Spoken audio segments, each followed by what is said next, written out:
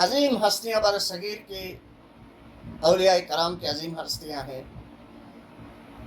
اور پھر اس کے ساتھ ساتھ یہاں اس بر صغیر میں تقریباً 800 سال مسلمانوں نے حکمرانی کی ہے۔ یہاں محمود غزنی سے آئے،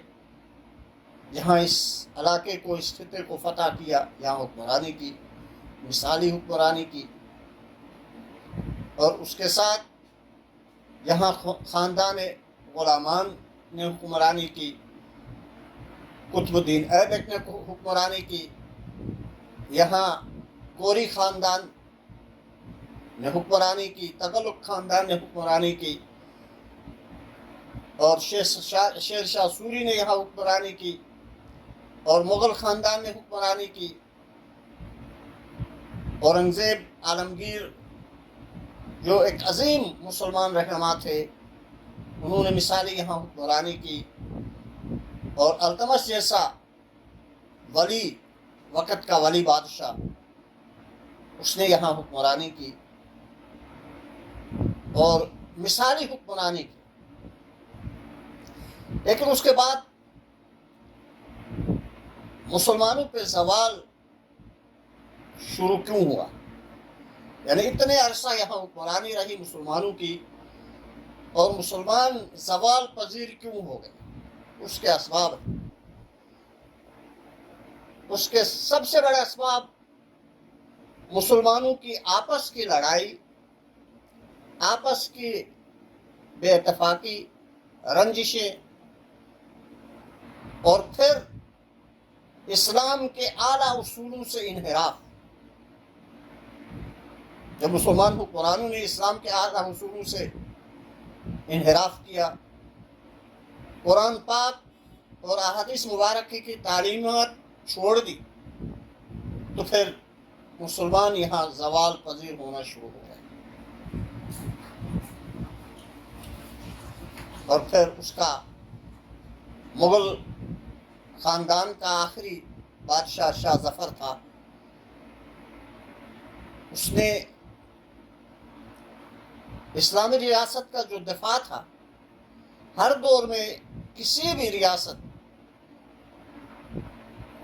کا بنیادی ستون اس ریاست کے قائم رہنے کا، اس ریاست کے مضبوط ہونے کا بنیادی ستون جو ہے وہ ریاست کا دفاع ہے، اور دشمن اندرونی اور بیرونی طور پہ دشمن کی یہ کوشش ہوتی ہے کہ وہ مسلمانوں کے ریاست کے دفاع کو کمزور کر دے، اور یوں بادشاہ شاہ ظفر کے دور میں مسلمانوں کی ریاست کا، بر صغیر کی ریاست کا جو دفاع تھا وہ کمزور ہو گیا۔ انہوں نے دفاع پہ توجہ نہیں دی، کمزوریاں رہ گئی، جس کی وجہ سے یہاں برٹش کمپنی، اس وقت 2 کمپنیاں آ گئی اس خطے میں، ایک فرانسیسی کمپنی اور دوسری برطانوی کمپنی۔ اب ان دونوں کمپنیوں کا اس وقت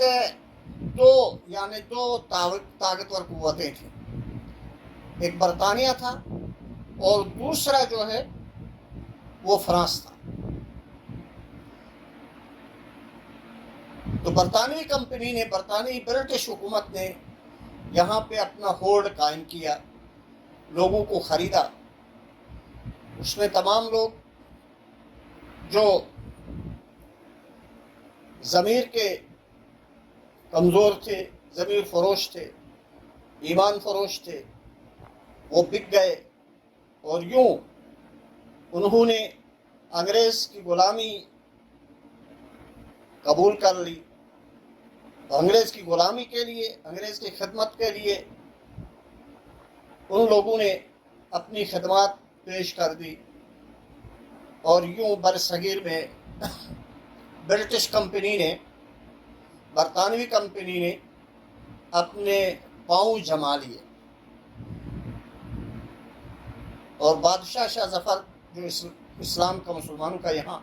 آخری حکمران تھا، اس کی حکمرانی ختم ہو گئی، اور برطانوی کمپنی نے یہاں قبضہ جما لیا، وائسرائے ہند کا تقرر ہو گیا، اور یوں برے صغیر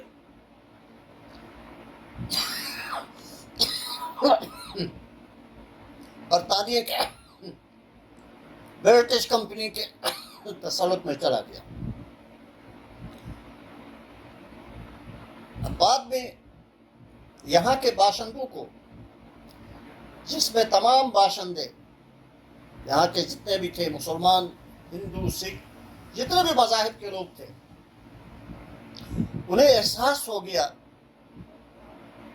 کہ یہ سرزمین ان لوگوں کی ہے، حکمران برطانیہ ہے، وائسرائے ہند ہے، اور وہ اتنے کوسوں میل دور آ کے یہاں حکمرانی کر رہا ہے، اور یہاں کے باشندے اس کے غلام بنے ہوئے ہیں۔ تو یہاں کے تمام باشندوں نے کوششیں شروع کر دی آزادی کے لیے۔ اس میں تمام مذاہب کے لوگ تھے، اور مسلمانوں میں شاہ ولی اللہ رحمۃ اللہ علیہ، جو ایک عظیم مذہبی سکالر تھے، عالم دین تھے، وقت کے ولی تھے، انہوں نے جدوجہد آزادی شروع کر دی۔ شیخ احمد سرہندی مجدد الفسانی رحمۃ اللہ علیہ، انہوں نے جدوجہد آزادی شروع کر دی۔ پھر اس کے بعد مولانا شوکت علی اور مولانا محمد علی جوہر رحمۃ اللہ علیہ، یہ دو عظیم ہستیاں تھیں، انہوں نے جدوجہد آزادی شروع کر دی، اور ان کے ساتھ حسین احمد مدنی رحمۃ اللہ علیہ، اور ان سے پہلے